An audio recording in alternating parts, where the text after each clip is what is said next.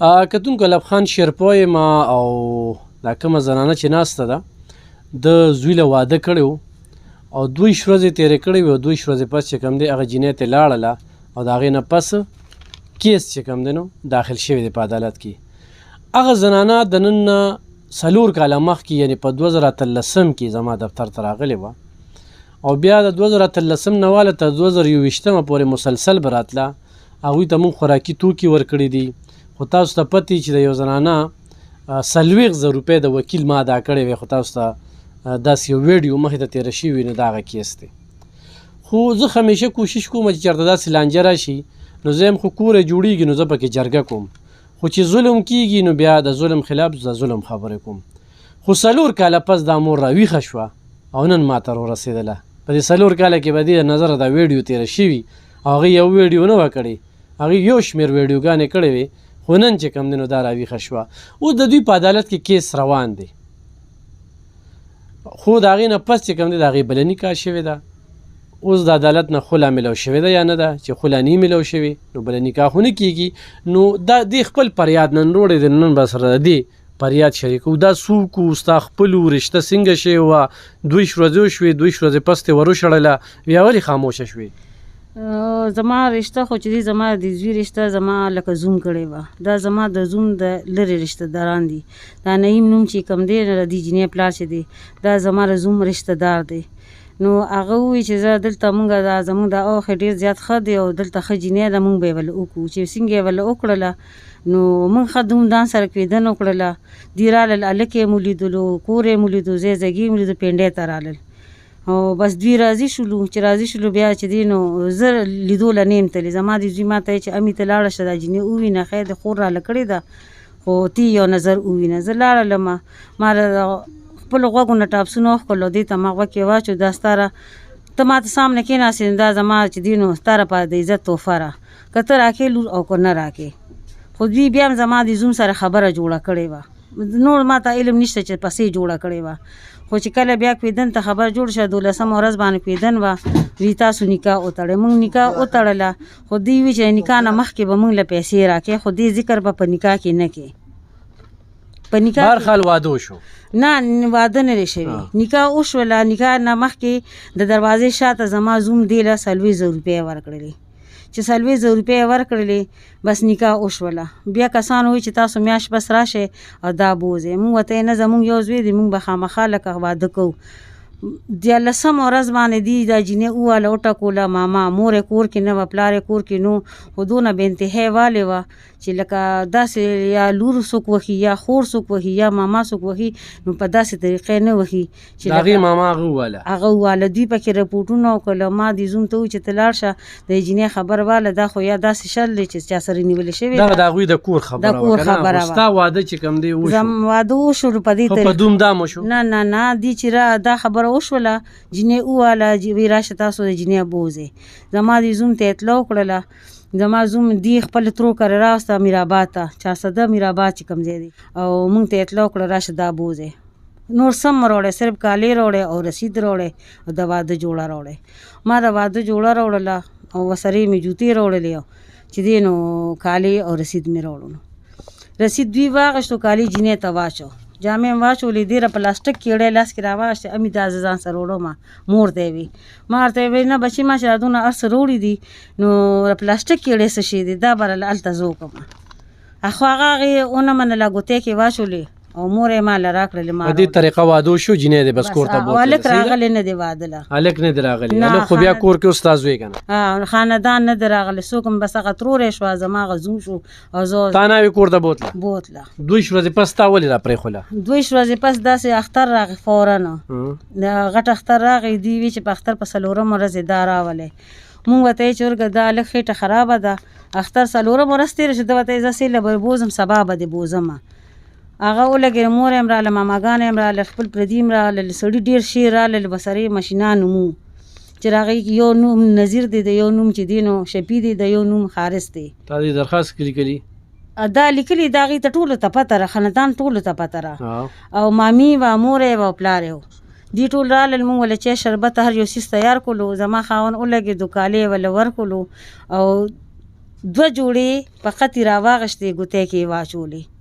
او دا جینۍ په مېلمستیا لاړله ویل چې 2 ورځې پس به ورپسې عرفان راشي او دا به بوځي 2 ورځې پس زما زوی راغی او زما هغه زوم سره وی چې دا تماچه به تر بالغ سر ته کېښودله او پولیس ته یې رینګ وکړلو چې راشئ موږ پسې کسان راغلي زما هغه زوم یې بوتلو زما زوی هم ورپسې لاړلو چې اوخې رانه بوت ورګه چې زه هم لاړ شم بس ډایرکټ کیس واچولو شو هلته ضمانت وشولو بس راغې نه دا کیس چلېدو زه به پسې لاړم جولۍ به مې ورته ویل دا جینۍ پرېږدې جینۍ به وي چې مورې زموږ چې څونه خرچه شوې دا خیر ده به موږ له راکړي زه ورته وایم خیر دا کالیر هم تاسو سره پروت دي هر څه دې تاسو سره وي خو موږ دا جینۍ بوځو د دې کور منوار دې وی نه زه د دې کور نواروم دې مذکرې په خپله وې چې زه د دې کور هم نواروم زه د نکاح راپاسه نکاح هم کوم او زه ګورم چې تاسو څه کولی شئ زه شرمېدلې ښځه یم زه به دا ټول خلک شرموم نو دا تاسو وګورئ زه هم د زوی مور یم څنګه د دې ته زړه ته درد دی داسې زما زړه ته هم درد دی زما یو زوی دی 4 خویندې دي او 4 واړه واده دي دا د ټولو کشر دی نو ولې چې د انسان د نکاح دومره ګناه شوله دومره تکلیف دی شوله نه راته ټوله ده نه عدالت کې اتل د 4 کال عدالتي کیسو چلیده بالکل نو پکار و چې بیا هم پرېښودو نه جوړېدو خواخې دې ټول کیس کې وګورئ که خواخې پکې چېرته ذکري دې ټول کیس کې وګورئ که چېرته د اندرور ذکري دې کې وګورئ که چېرته پکې د لوږې ذکري یا پکې د کپړې ذکري ولې کور نه جوړېدو ځکه چې تاسو چې دی نو دا جینۍ دې وي چې زه نکاح پلار خرڅوي چې هر چا له مې ورکوي به ما نه هغه ریکارډ ما سره په موبایل کې اوښ په دې دونه هله ګوله کې 20 ځله اتلې راغلو هغه ریکارډ روک شولو هغه ریکارډ به ما تاسو ته اوس اورولو چې دی ویلو چې زه د نکاح راپاسه نکاح کوم نو دا ګوره دا د نکاح راپاسه دی چې دی نو ظاهر شاه سره نکاح کړې ده دا ستا په زوی په نکاح کې ده دا زما د زوی په نکاح کې وه او جج او لیډر چې دی نو دې سره یې میلاو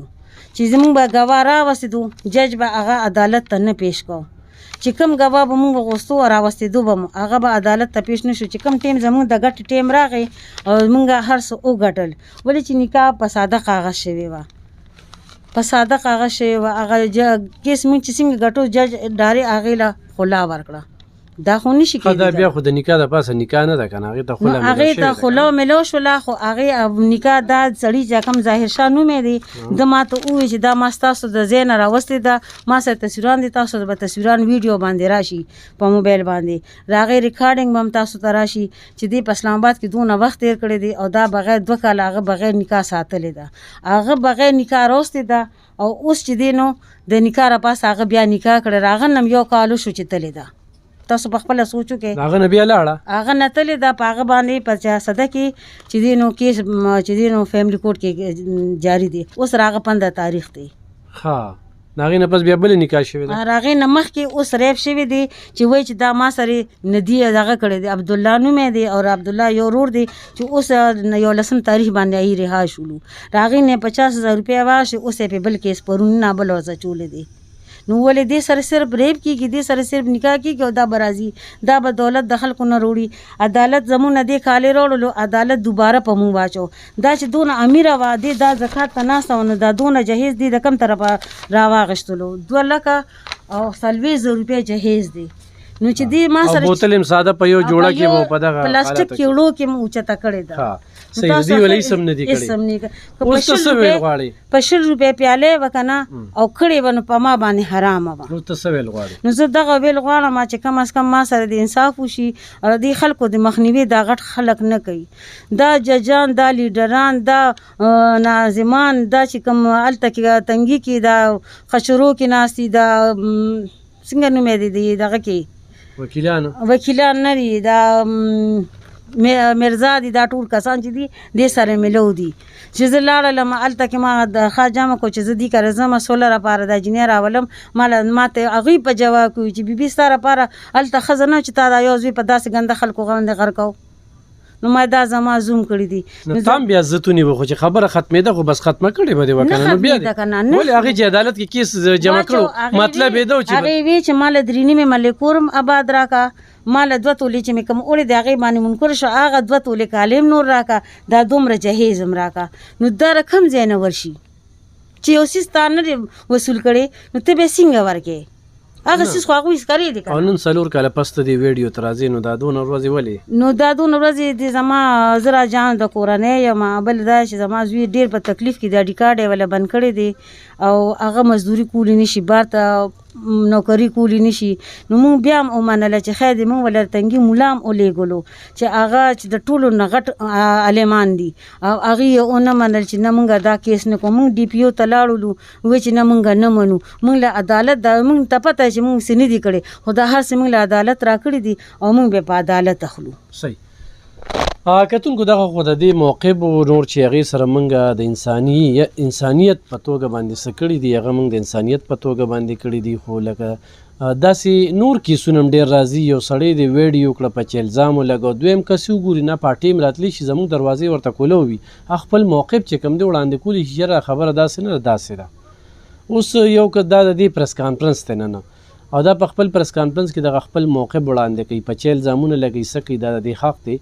او دا ویلی شي او دا د جواب دی ده چې دغې خبرو به هغې خلکو ته دا جواب ورکوي. خو بله خبره دا ده چې عدالت بس هغې له خوله ورکړه او د هغې نه پس نکاح وشوله. اوس دا وایي چې هغه نکاح کومه وشوله نو هغه اوس کیس چې کوم دی عدالت کې هغه سره هم کیس روان دی، هغه کیس هم په خپل ځای باندې داسې ده که نه؟ ها، نکاح کې دې تاریخ نه دی لیکلی، نکاح کې دې کواري لیکلی. ته وګوره تاسو په خپله دا تاسو شو کولی شئ چې دا کواري څنګه شوه چې د دې کیس روان و. دې کې نکاح کې د اول په ساده کاغذ باندې 1 لک روپۍ حق مهر. دا نکاح خو د خوله نه پس شوې ده که نه؟ خوله نه پس نه شوې، هغه ووایي چې ما را خوله دوران کې دا کړی، خوله نه ده شوې. ما ته اسټامپ خولی دی، کنې ډیګري به هغې ته میلاوې ده. سټامپ خو هغې ته نه میلاوېدو عدالت نه که نه، ډیګري به میلاوېده نو بیا به دې نکاح کوله که نه. نو دې هغه ووایي چې ما ته اسټامپ وخو او په نکاح کې بیا لکه تاریخ هم نه دی اچولی او په نکاح کې بیا چې دی نو کواري اچولې ده. ښه کتونکو دې کې نکاح مهر چې کوم دی نو یا 50,000 دی یا 15,000 دی که نه، او 5,000 روپۍ دا به ماهانه وي غوڅه وي، بس صرف دا یو شیک دی، یو کله ده 15,000 روپۍ. ښه دې کې بیا په سبا نکاح چې کړی دی 1 لک روپۍ چولي، دا لکه بغیر نکاح راغلی وه. بس دې دغه خو خپل کار دی، دا خو دویمه نکاح شوی څو پورې چې دوی واقعه ده نو دوی دغه خپل موقف وړاندې کړه چې موږ په ساده انداز کې بوتلې وه، جنګ جګړې شوې وي او د بل کور نه مې بوتلې وه او 2 ورځې چې کوم دی پس دوی رانه راوستله د میلمستیا په توګه باندې. خو د میلمستیا په توګه باندې داسې نه بوځي چې دا وي ټوپک یې م رالی هر څه رالیل دا هغه که نه. او بیا چې کوم دی دوی ورته کله ووایي چې یاره دا راته راپرېږده نو بیا راته نه راپرېښودله، دا دوی موقف دی. خو زما به ټولو خویندو میندو ته دا خواس وي او واقعي دې کیس کې چې کوم دی د دې دا کمې خبرې چې موږ اورو نو دې کې د سړي سره ډېر ظلم کېږي، دغه هلک سره ډېر ظلم زیاتې کېږي او هغه هلک ډېر ساده هلک دی او والو ټکولو والا نه دی چې یاره څنګه وال ټکول یا دا 2 ورځې او خوښه وه، دا نه چې خوښه نه وه، واده چې کوم دی نو داسې شي خو د هغې نه پس بیا خوښي وه که نه. د هغې نه پس دونه خوښي وه چې دی ډېر زیات خوشحاله و. ما به الله نه دعا غوښته چې شکر الحمدلله چې زما رازوی دونه خوشحاله دی. په دغه ورځ باندې د ده په سینه باندې سر کېښودلو او ده ورته ویې راځه سیل له ځو. هغې ته پته وه چې زما مور پلار را روان دي، خو مونږ ته دې خبرې علم نه و چې دې څه طریقې کار سره هغې ته رنګ کړی دی او څنګه یې راغوستي دي. د دې څیز مونږ ته دغه وخته پورې مونږ ته پته نه لګېدله. خو لکه زمونږ دا نیت نه و چې لکه دا به په بدماشۍ بوځي یا به دا مونږ هغه شان واده کړی که نه؟ نه 3 کاله وشول، هغې 3 نکاح وکړله، مونږ یو نشو اوس کولی. وایي چې هغې دونه پچتاو کړو، دونه خراب یې کړو چې دولت په دولت ځي، هره میاشت 50,000 او 10,000 مونږ جمع کوو وکیل ته چې او هغه دا ګوتې لګوي او په قرآن یې ورته ایږدو او چتوي یې. صحیح. کتونکو فیصله په تاسو ډېره مننه، خوشحاله اوسئ.